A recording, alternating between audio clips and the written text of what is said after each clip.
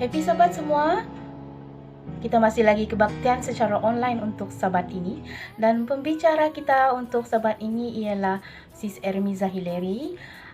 Kita sudah memasuki siri ke-6 dalam siri khotbah penata layanan.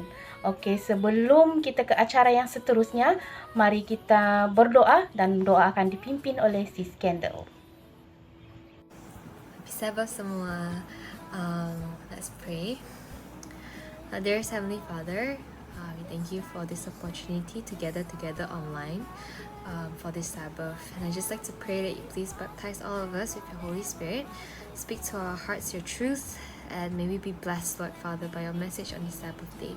So prepare our hearts. Thank you so much, Lord, for guiding us today. In Jesus' name we pray and ask, Amen. Saudara dan saudari, sebelum kita mendengarkan khotbah, mari kita dengarkan dulu lagu istimewa yang bertajuk Melayani adalah suatu keharusan.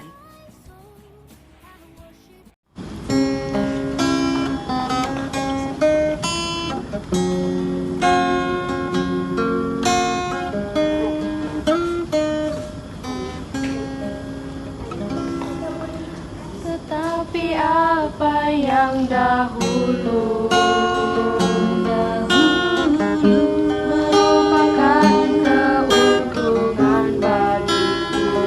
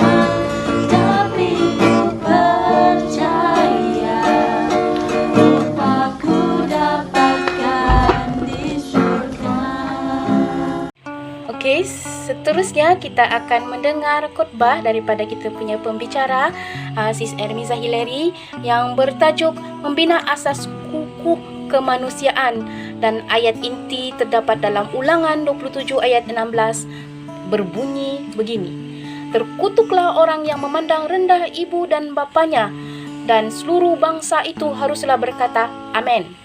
Amin. Oke, dipersilakan pembicara kita Sis Ermiza untuk menyampaikan khutbah beliau. Hai semua, selamat hari Sabat semua, happy Sabat.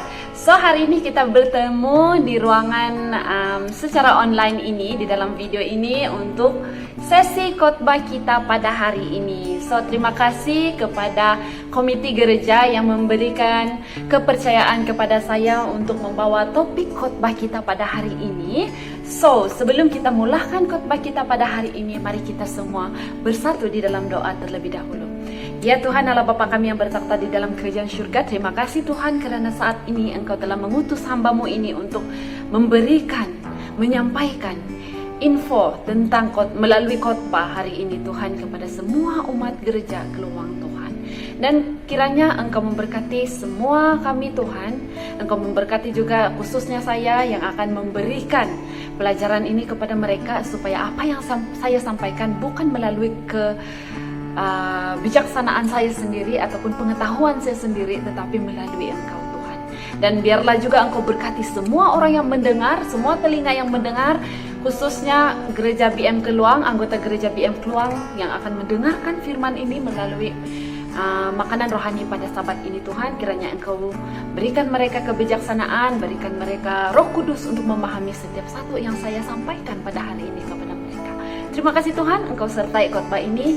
Engkau sertai mereka yang sedang mendengar khotbah ini juga, agar mereka diberikan fokus dan dijauhkan daripada gangguan-gangguan setan. Ampunkan dosa pelanggaran kami Tuhan.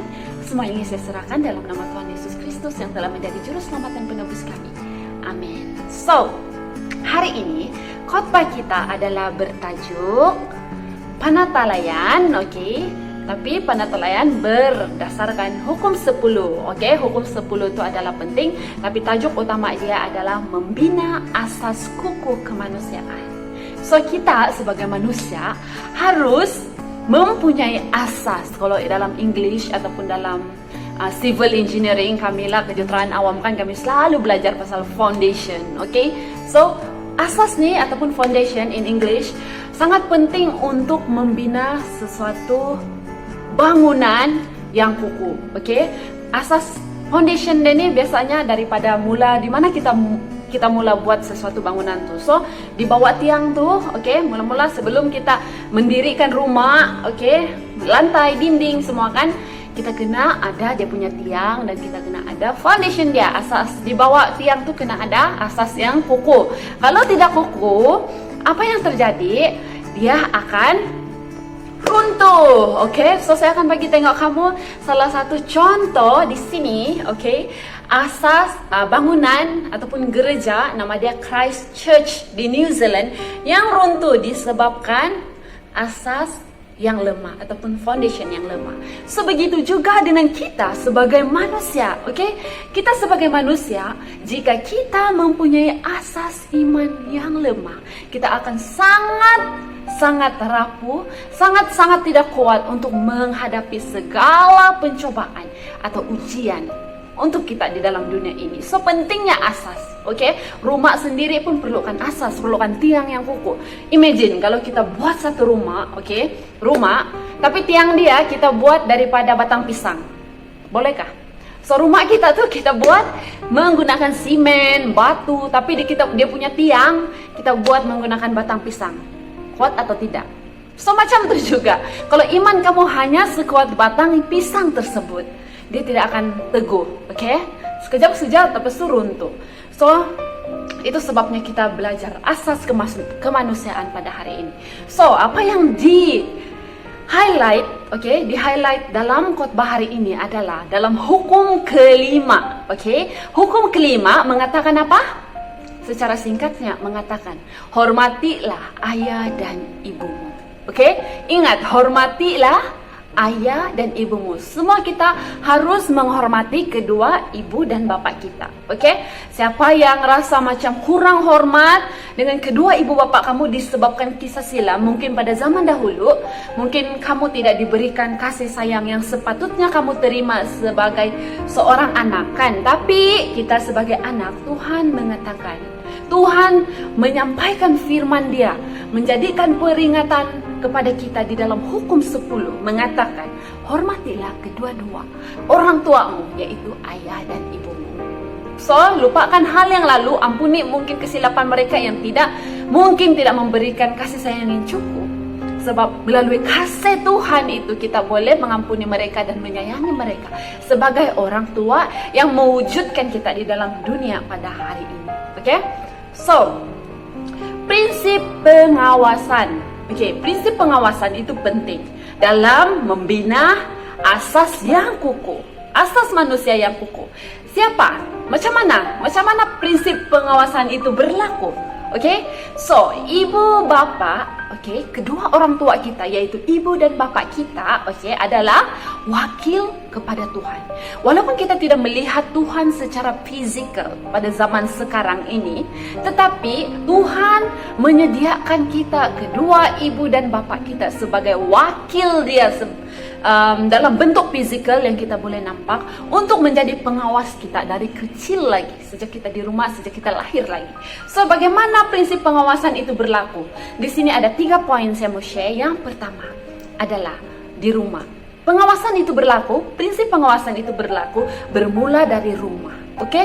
So, di rumah sejak kita lahir, sejak kita mula untuk merangkak, sejak kita mula untuk berlari dan bercakap. Di situ prinsip pengawasan yang pertama dibuat. Oke? So, siapa yang buat? Siapa yang mengawasi kita punya prinsip pengawasan itu supaya kita boleh mendapat asas yang kukuh? So, tidak lain tidak bukan adalah kedua ibu bapak kita. Yang kedua adalah di gereja. Oke? Di gereja juga dari kecil lagi ibu bapak mendidik kita dengan asas-asas agama yang sangat kuat, kepercayaan agama yang sangat kuat, memperkenalkan kita kepada Bapa kita di surga yaitu Tuhan. Oke, Tuhan dan juga Yesus. Oke, so yang ketiga adalah prinsip pengawasan yang ketiga adalah pada masyarakat. Oke, bagaimana kita bergaul kepada orang di sekeliling kita itu juga harus dididik, harus dibentuk sejak kita bermula daripada kecil. Dan itu juga diawasi oleh kedua orang tua kita sejak kita boleh bercakap dengan kawan-kawan, jiran-jiran, orang-orang kampung di sekeliling kita.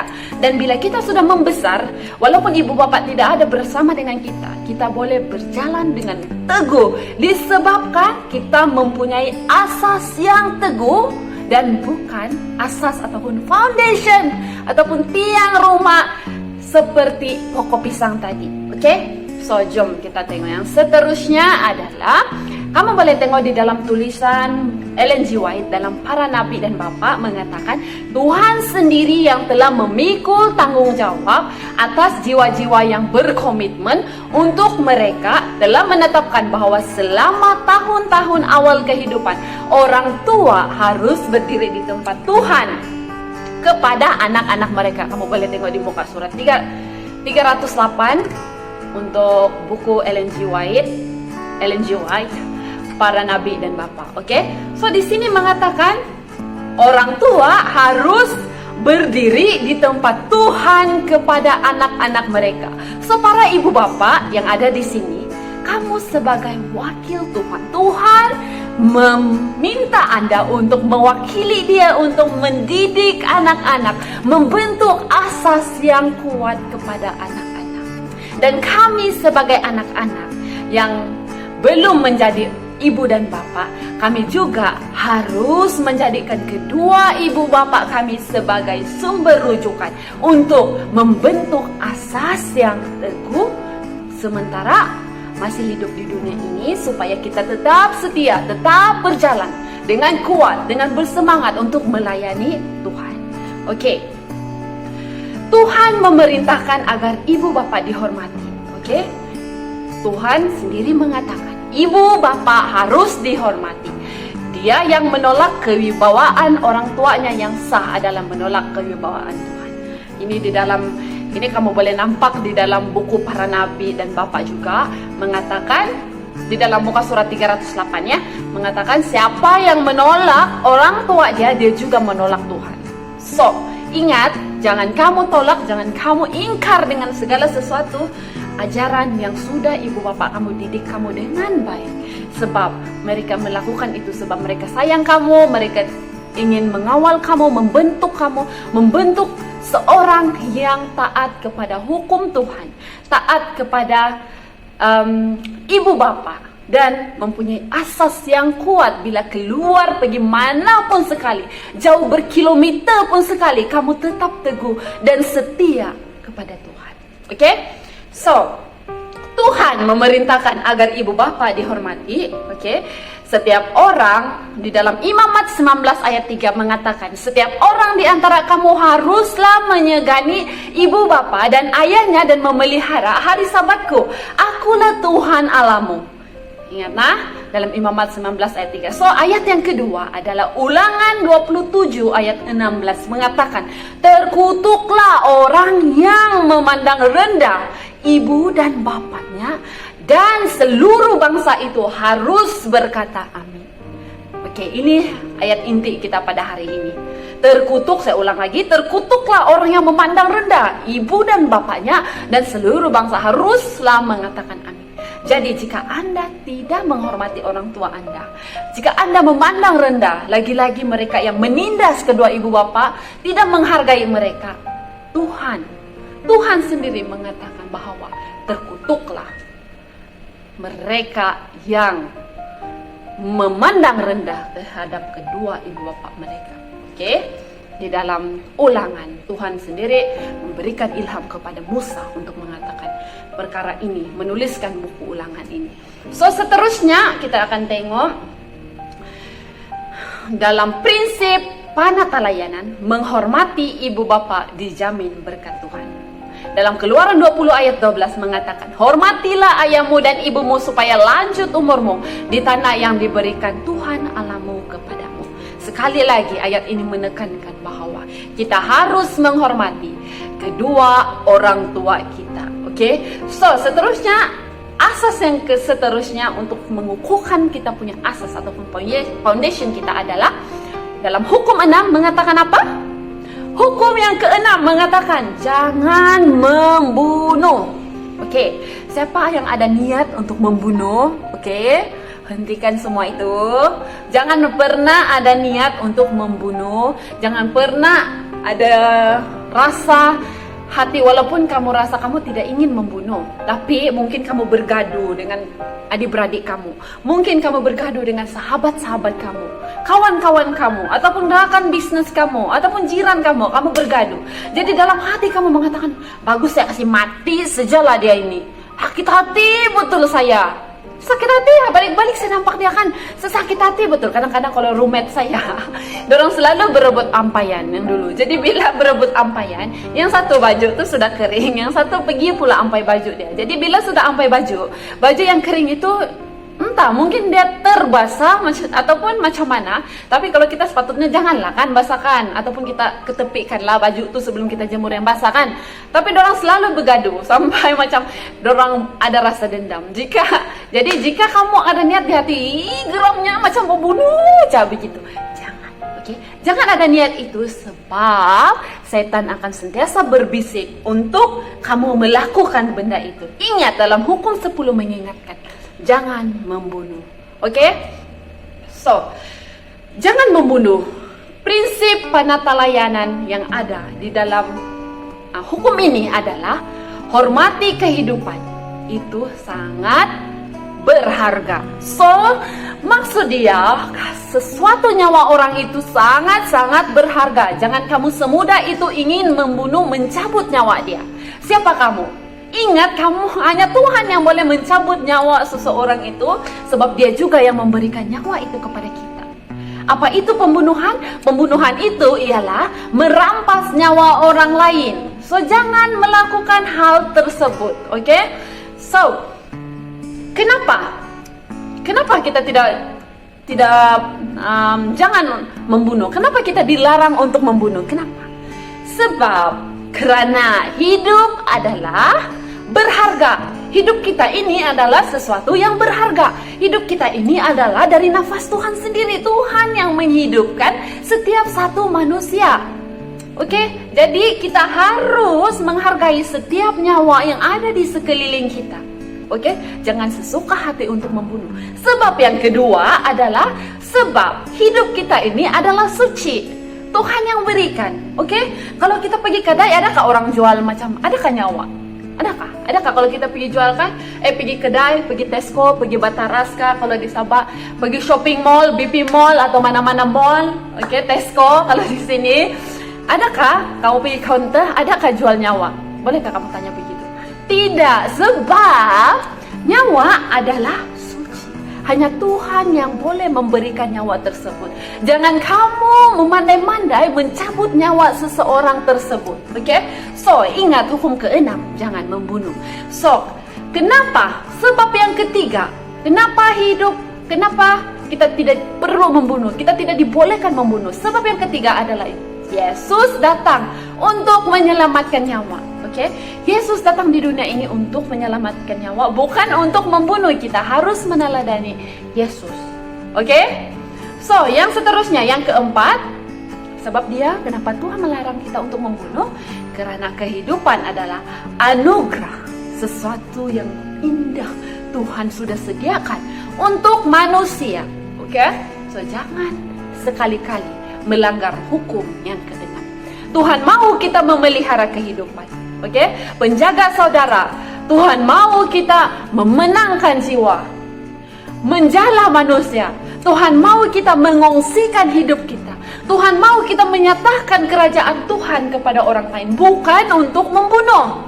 Oke? Itulah cara kita juga untuk membentuk asas kita, di mana kita mengingati di dalam hati kita, di dalam pikiran kita tentang hukum 10 jangan membunuh. Malahan kita harus melakukan pelayanan untuk Tuhan, menyebarkan Injil-Injil Tuhan kepada orang yang kehausan akan kebenaran Tuhan. Oke? So, tujuan utama panatalayanan dalam hidup kita adalah menyelamatkan nyawa bagi kerajaan Tuhan, bukan untuk membunuh. So, kita tengok di dalam Yohanes 3 ayat 16. Yohanes 3 ayat 15 hingga 16, oke. Ayat 15, supaya setiap orang percaya kepadanya beroleh hidup yang kekal. Ayat 16, karena begitu besar kasih Allah akan dunia ini sehingga ia telah mengaruniakan anaknya yang tunggal, supaya setiap orang yang percaya kepadanya tidak binasa melainkan beroleh hidup yang kekal. Oke? So, Tuhan sendiri menghantar Yesus untuk datang ke dunia untuk menyelamatkan kita.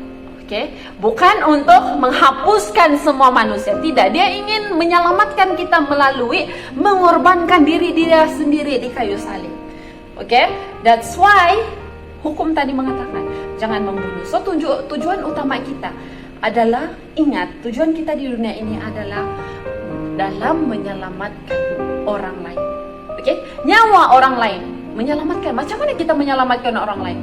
Tuhan sudah selamatkan kita, tetapi kita harus memberitakan hal ini, memberitakan kepada orang lain bahwa mereka sudah diselamatkan dengan kematian Yesus di kayu salib. Sejak Yesus mati di kayu salib, mereka sudah diselamatkan.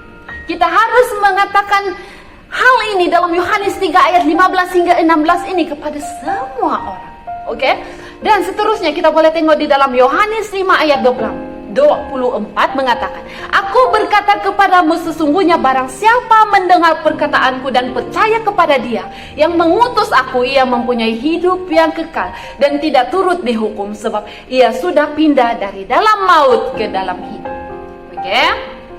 Siapa yang mendengar perkataan Tuhan? Siapa yang percaya? Siapa yang percaya bahwa Allah Bapa yang mengutus Yesus untuk datang ke dunia ini untuk memberikan hidup yang kekal kepada kita akan, daripada kematian kita akan dibangkitkan suatu hari nanti. Oke? Ingat janji Tuhan tersebut. Prinsip panatalayanan yang seterusnya, kehidupan dipelihara melalui pemberian nyawa seseorang. Dalam Yohanes 12 ayat 25 mengatakan, barang siapa mencintai nyawanya, ia akan kehilangan nyawanya.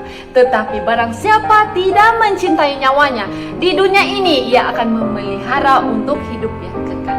Seterusnya, kita boleh tengok juga di dalam Yohanes 10 ayat 10 mengatakan, pencuri datang hanya untuk mencuri dan membunuh dan membinasakan. Tetapi aku datang supaya mereka mempunyai hidup dan mempunyainya dalam segala kelimpahan. Yesus datang untuk memberikan kita hidup, memberikan kita kelimpahan. So kita hanya perlu beriman dan percaya, berserah sepenuhnya kepada Yesus. Oke? Sebab Yesus sudah memberi nyawanya.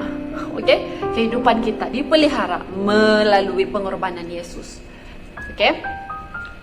Jadi seterusnya kita juga boleh tengok di dalam Ibrani 11 ayat 13 mengatakan, dalam iman mereka semua ini telah mati sebagai orang-orang yang tidak memperoleh apa yang dijanjikan itu, tetapi yang hanya dari jauh melihat dan melambai-lambai kepadanya, dan yang mengakui bahwa mereka adalah orang asing dan pendatang di bumi ini. Seterusnya kita akan tengok di dalam hukum yang seterusnya yang boleh membentuk asas kepada kemanusiaan kita yang hukum. Dalam hukum ke-7 mengatakan jangan berzina. Jangan berzina. Jom kita tengok prinsip penata layanan. Horma mengatakan hormatilah komitmen hubungan orang lain. Okay? So, jangan berzina. Kita harus menghormati hubungan, komitmen hubungan dengan orang lain. Kalau kita betul-betul contoh, kalau kita betul-betul menyayangi seseorang, kalau kita betul-betul ingin sehidup semati dengan seseorang, elakkan untuk berzina. Tapi halalkan hubungan tersebut melalui penyatuan dalam perkawinan supaya kamu tidak dianggap berzina. Prinsip penata layanan tersebut adalah sangat penting, terutama sekali teguran untuk anak-anak muda. So, kepada yang masih single, ingat, hukum ke-7 mengatakan jangan berzina. Oke? So, cepat-cepatlah kawin. Kepada yang single, cepat-cepatlah kawin supaya kamu terlepas daripada perkara-perkara seperti ini. Oke? So, perkawinan. Oke, kenapa perlu kawin? Ingat, walaupun saya suruh cepat-cepat kawin, tapi ingat, komitmen. Perkawinan itu bukanlah sesuatu yang biasa-biasa. Kamu hidup dalam status berkawin itu separuh daripada hidup kamu, separuh daripada nyawa kamu di bumi ini, separuh masa. So kalau umur kamu 60 tahun, kita tidak tahu nyawa kita diambil bila. Mungkin kalau kamu kawin di usia 30 tahun, mungkin. So 30 tahun lagi kamu akan 30 tahun usia kehidupan kamu di dunia ini berstatus berkawin. So ingat, perkawinan ini adalah satu komitmen yang sangat besar. Itulah sebabnya saya belum kawin. Saya pun sendiri secara pribadi ingin menyediakan hati saya, ingin menyediakan kemampuan saya, kebersediaan saya untuk memikul semua tanggung jawab selepas berkawin. Oke?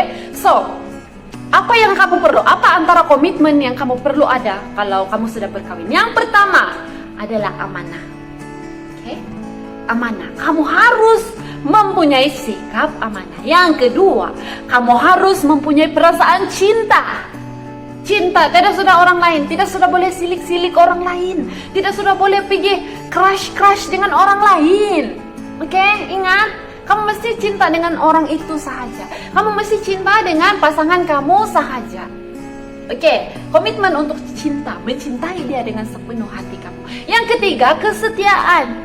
Setia, kamu kena setia. Tidak boleh ada girlfriend di keliling pinggang, tidak boleh ada boyfriend di keliling pinggang, ataupun tidak boleh ada orang lain di hati kamu.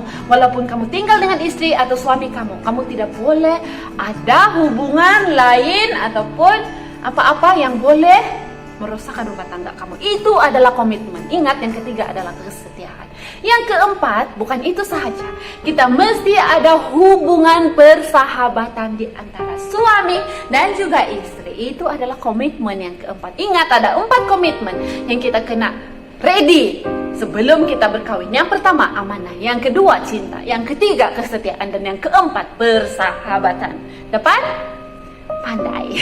So next kita tengok perkawinan juga adalah institusi pertama Tuhan. Ingat, untuk membina asas yang kukuh sebelum kita berkawin, kamu kena tentukan masa depan kamu bersama si pasangan kamu. Oke?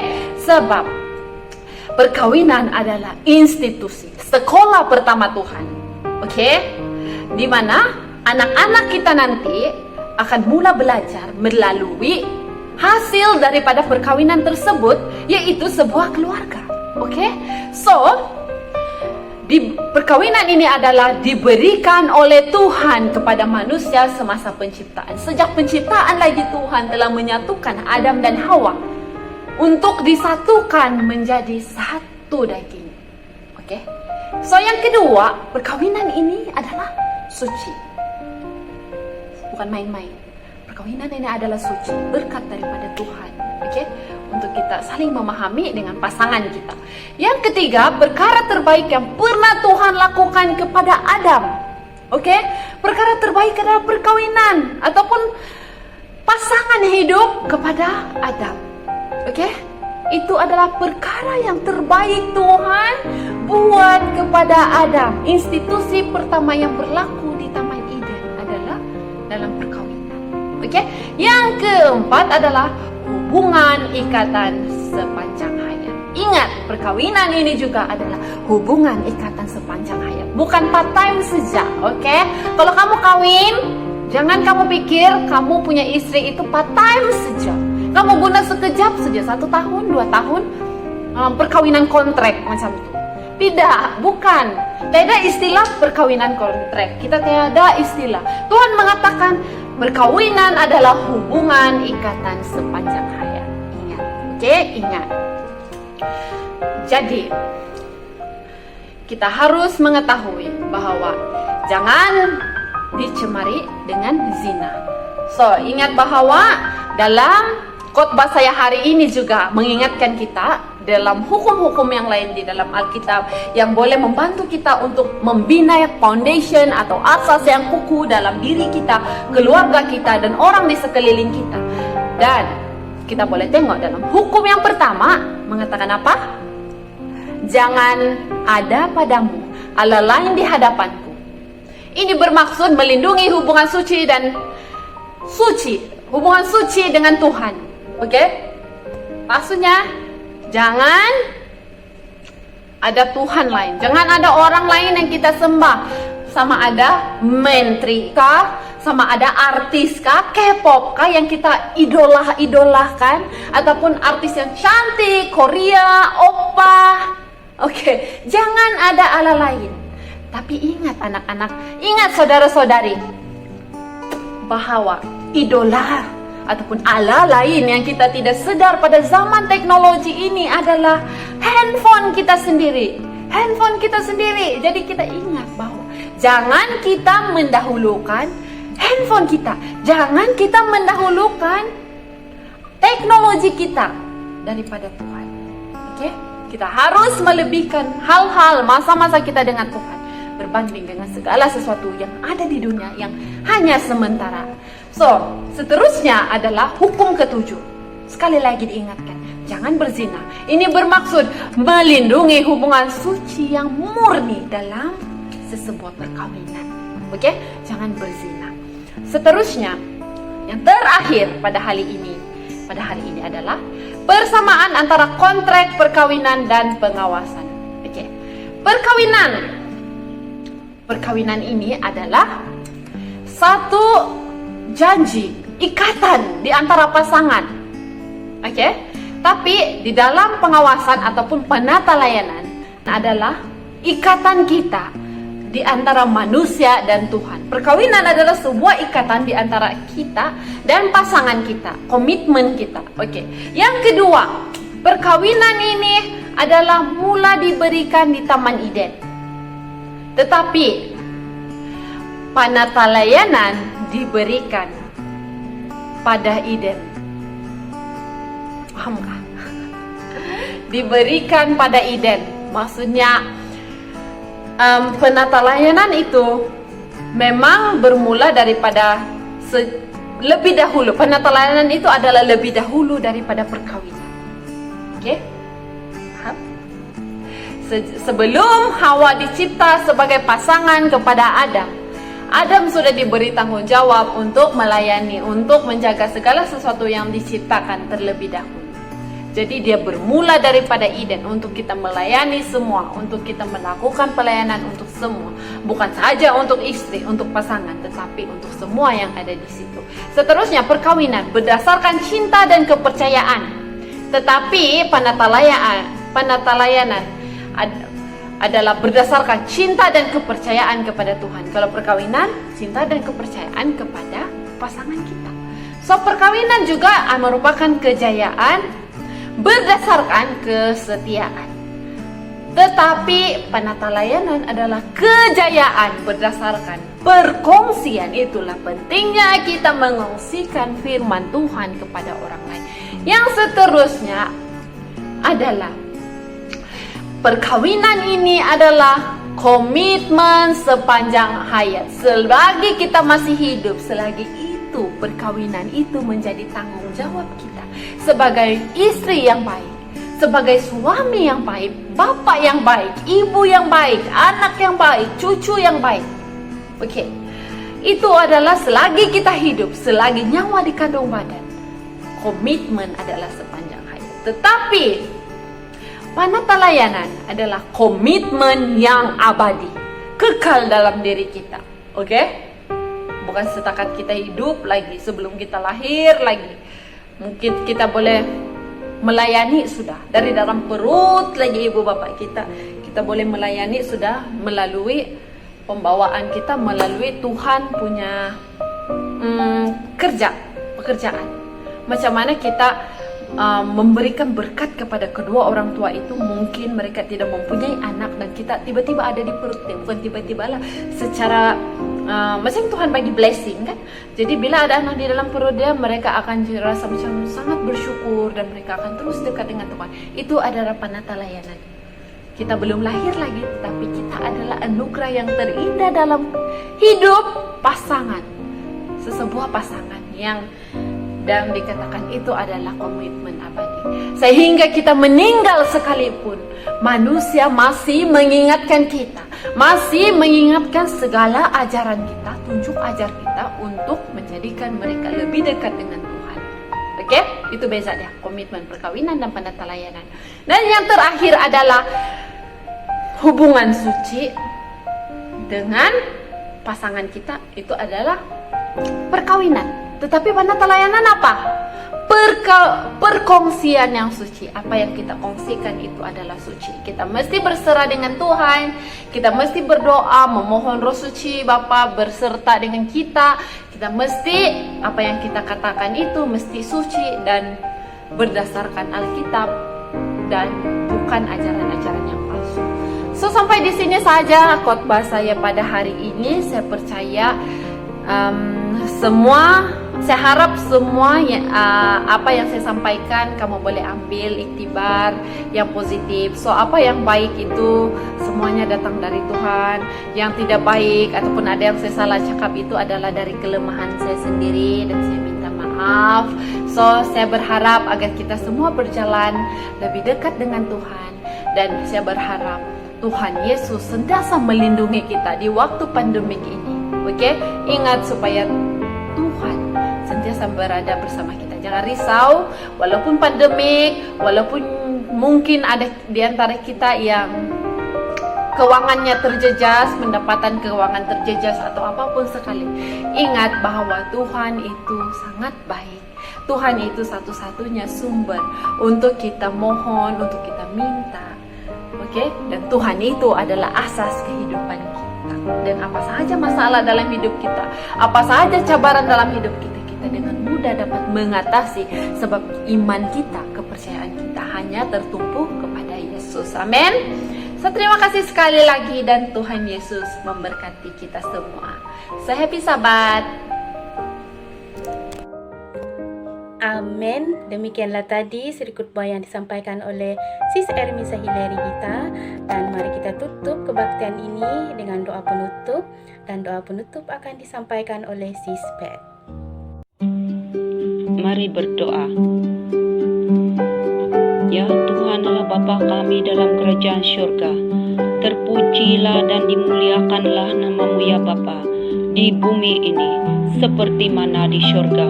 Datanglah kerajaan-Mu ya Bapa.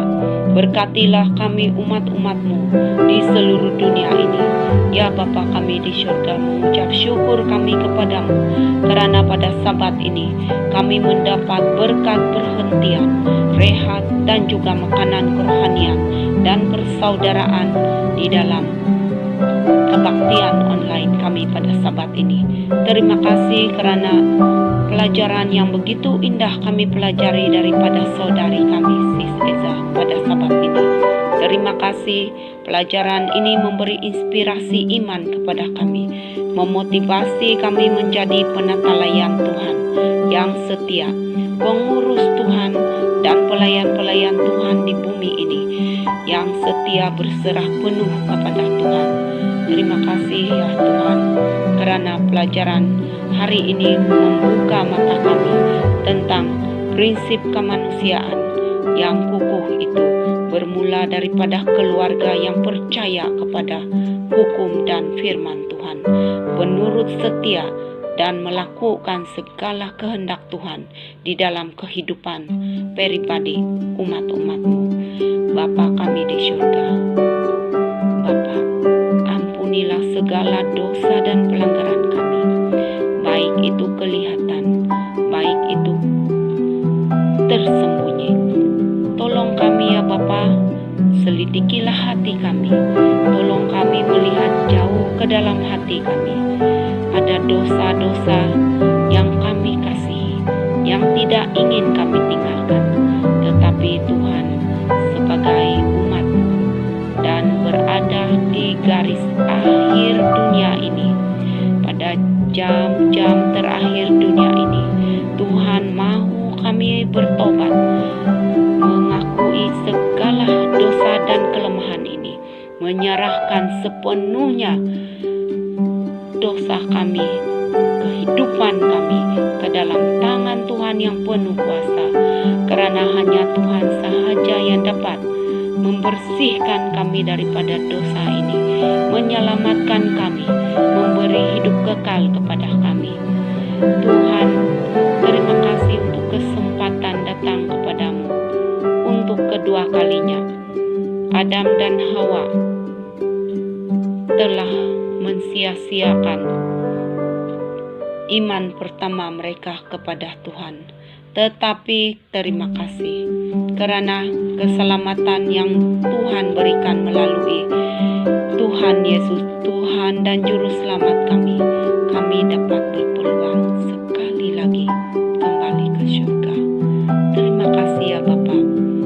Kalau bukan kasih-Mu, siapalah kami manusia ini. Terima kasih ya Tuhan, karena minggu-minggu baru akan datang, bulan-bulan baru, tahun baru. Tuhan menyertai kami di tengah-tengah kebimbangan dunia ini, kesulitan dunia ini, di tengah-tengah pandemi, wabak penyakit yang berbagai yang seakan tak habis ini. Tuhan ada di tengah-tengah umat-Mu, menyertai kami semua, memberikan kami penghiburan, perlindungan, dan seperti orang Israel dahulu yang Tuhan bawa keluar dari perhambaan lebih dari 400 tahun di Mesir itu, menyeberangi laut Tebrau, memimpin mereka di padang gurun. Tuhan, kami percaya sudah pastinya Engkau akan melakukan hal yang sama kepada kami umat Israel modern di tengah padang pasir, padang belantara dunia modern, yang hanya Tuhan sahaja boleh melindungi kami daripada segala pencobaan. Terima kasih kasih-Mu Tuhan. Berkati satu persatu kami, keluarga kami, anak-anak kami, anggota kami tua muda dimanapun berada. Doa kami juga untuk saudara-saudari yang kami kasihi yang belum mengenal akan kebenaran-Mu ya Yesus.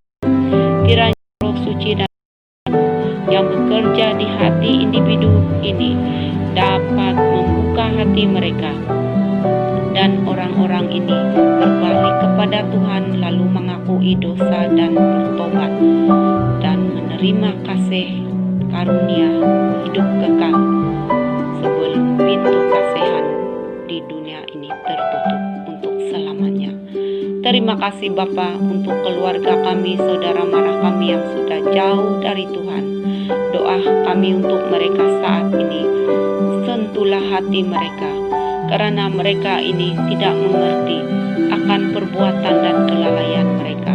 Tolong kami menjadi sahabat dan keluarga kepada mereka untuk menjangkau mereka, memberi mereka semangat untuk kembali sekali lagi kepada jalan Tuhan, jalan yang benar, dan memelihara Sabat sesuai dengan hukum keempat yang Tuhan berikan kepada Nabi Musa di Gunung Sinai itu. Tolong kami ya Bapa, sepanjang minggu baru akan datang ini dan bulan-bulan dan tahun baru akan datang, menyertai kami di dalam seluruh aspek kehidupan kami. Terima kasih Tuhan telah menjawab doa ini. Banyak lagi permintaan doa dan suara hati yang kami ingin utarakan kepada Tuhan, tetapi hanya Tuhanlah yang mengetahui isi hati terdalam di dalam setiap kami sebagai umat-Mu. Terima kasih Bapa. Terima kasih Yesus, di dalam nama-Mu yang penuh kuasa itu kami memohon doa kami pada saat ini. Amin. Oke, demikianlah tadi kebaktian kita secara online. Ya, semoga kita semua berada dalam lindungan Tuhan. Tuhan memberkati kita semua. Amin.